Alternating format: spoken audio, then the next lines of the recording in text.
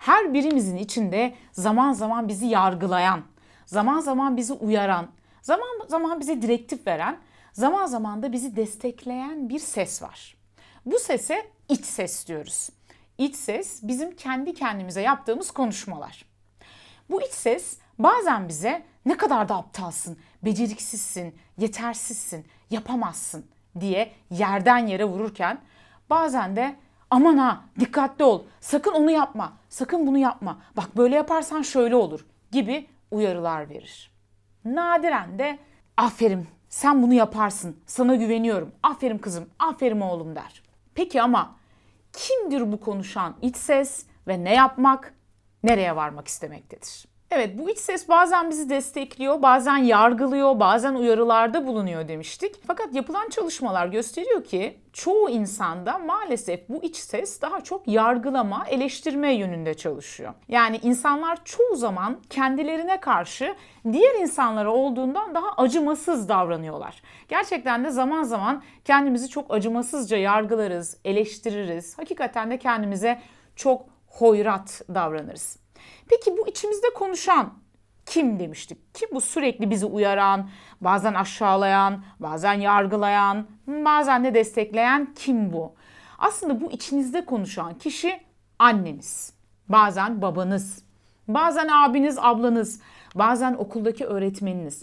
Aslında bir şekilde çocukluğunuzda, hayatınızda otorite olarak gördüğünüz kişiler bunlar, onların sesleri. Peki neden böyle konuşuyorlar? Neden konuşuyor olabilirler? Anneniz herhalde sizin kötülüğünüzü düşünmez, doğru mu? Anne ne yapmaya çalışır? Anne çocuğunu korumaya çalışır. Dolayısıyla aslında içinizdeki bu iç ses de sizi tehlikelerden korumaya çalışıyor kendince.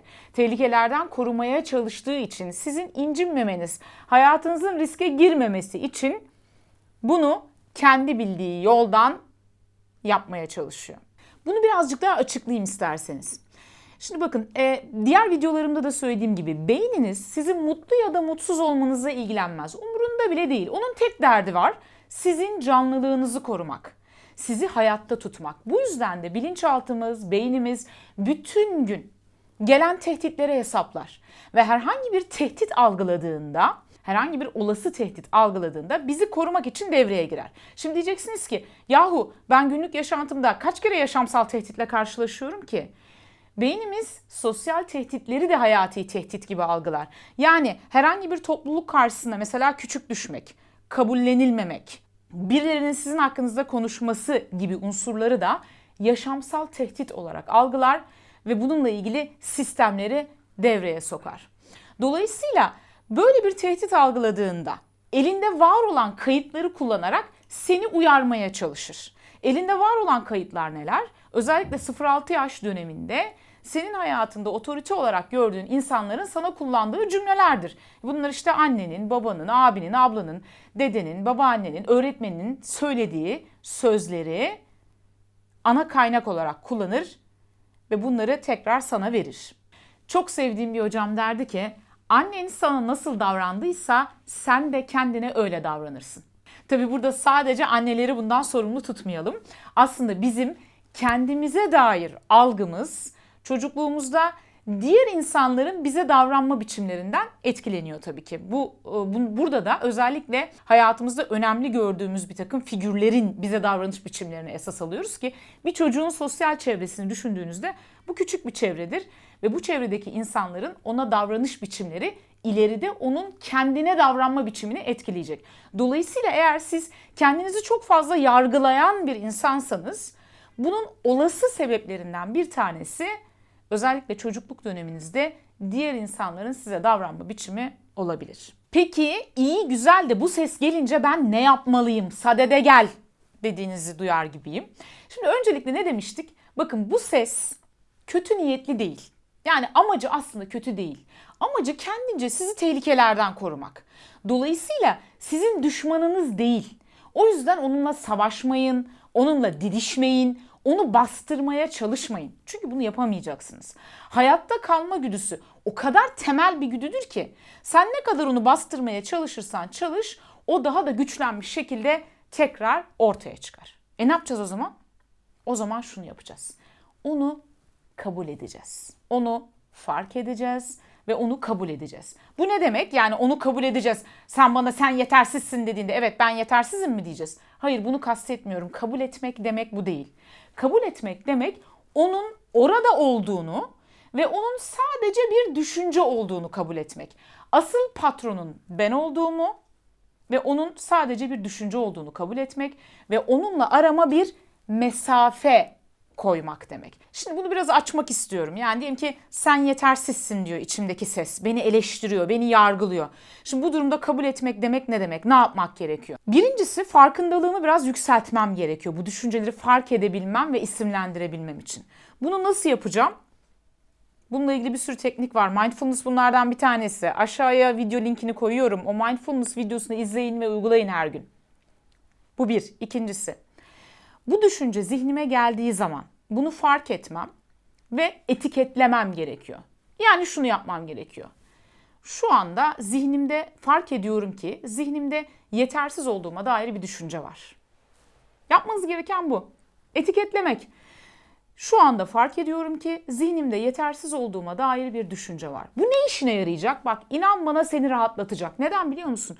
Çünkü bu senin onun sadece bir düşünce olduğunu, senin ondan daha güçlü olduğunu anlamana yarayacak. Eğer bu düşünceyi senin gerçekliğinmiş gibi kabul etsen, yani ben yetersizim desen, hissedeceğin duygu çok daha başka bir duygu. Mesela bir dene.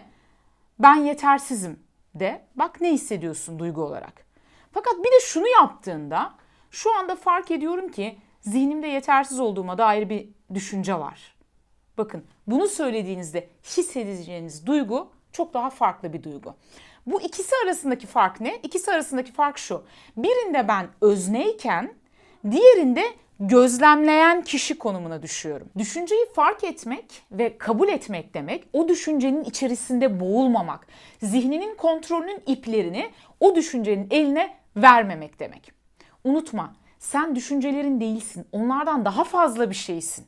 Şöyle düşün. Yolda giden bir otobüs. Bu otobüsün şoförü sensin.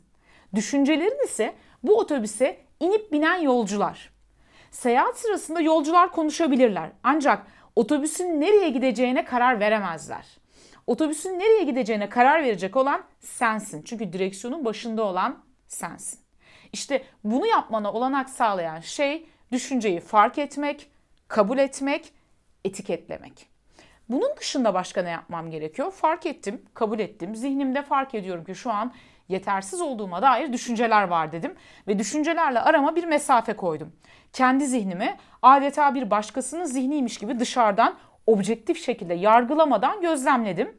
Bir de şunu yapmam gerekiyor. Çok sevdiğiniz bir arkadaşınız sizin yanınıza gelse ve şöyle dese: Allah kahretsin, kendimden nefret ediyorum, her şeyi mahvediyorum, hiçbir şey yolunda gitmiyor dese, tam bir aptalım dese, onu nasıl teselli edersiniz? Muhtemelen büyük bir çoğunluğunuz ona şefkat gösterirsiniz.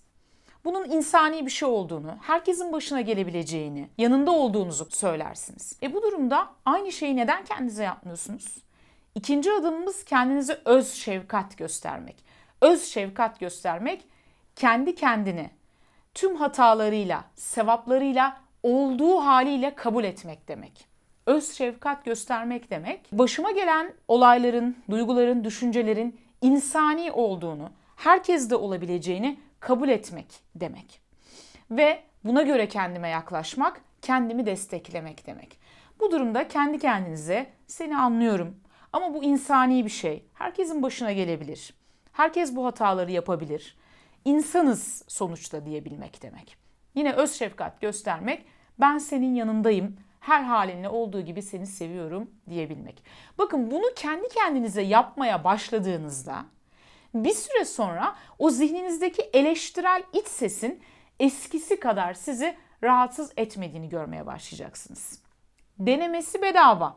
Yapın ve görün. Gerçekten etkili bir tekniktir bu arada. Ben böyle anlatıyorum ama etkililiği bilimsel olarak kanıtlanmış tekniklerden bir tanesidir. Yani benim kendi uydurduğum bir şey değil. Araştırdığınızda öz şefkat, farkındalık şeklinde araştırdığınızda bununla ilgili çok fazla sayıda yazının ve araştırmanın olduğunu göreceksiniz zaten. Yani sözün özü, kendinize iyi davranın, kendinizi yerden yere vurmayın, vurmamaya çalışın. İçinizdeki o ses vurduğunda da onu görün, fark edin, etiketleyin, kabul edin ve sevin. Sevgiler.